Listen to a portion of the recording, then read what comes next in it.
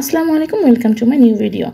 আজকের রেসিপিটা এমন একটা জিনিসে যেটা হচ্ছে বিভিন্ন টক জাতীয় খাবার মাখামাখিতে আমরা ব্যবহার করে থাকি। হ্যাঁ, ঠিকই ধরেছেন, কাসুন্দি।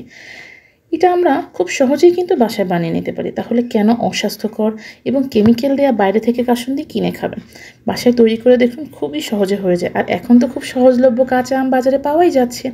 এখানে নিয়েছি সাদা সরিষা আর কালো সরিষা অর্ধেক অর্ধেক, একটা আম, আর ব্লেন্ডারের জারে আগে থেকে নিয়ে নিয়েছি 2 টেবিল চামচের মতো জিরা গুঁড়া।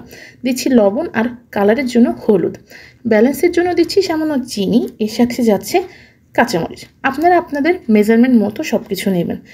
আর চেষ্টা করবেন হলুদ সরিষা মানে সাদা সরিষাটা নেওয়ার। যদি সাদা সরিষা না থাকে, কালো সরিষা দিয়ে কিন্তু এটা হবে না। যদি আপনারা চান পুরোটাই সাদা সরিষা দিয়ে করতে পারেন, আর না হলে এভাবে অর্ধেক অর্ধেক দুটো নিতে পারেন।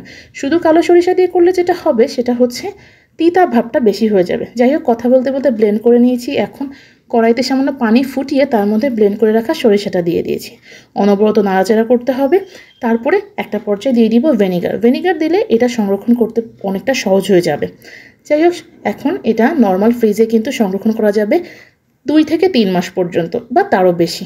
অতদিন যাবে কি না সেটাই সন্দেহ। যাক, একটা পর্যায়ে এসে হয়ে গিয়েছে। একটা ঘনত্ব পর্যায়ে আসলে এটা চুলো থেকে নামিয়ে নিয়ে বয়মে সংরক্ষণ করুন।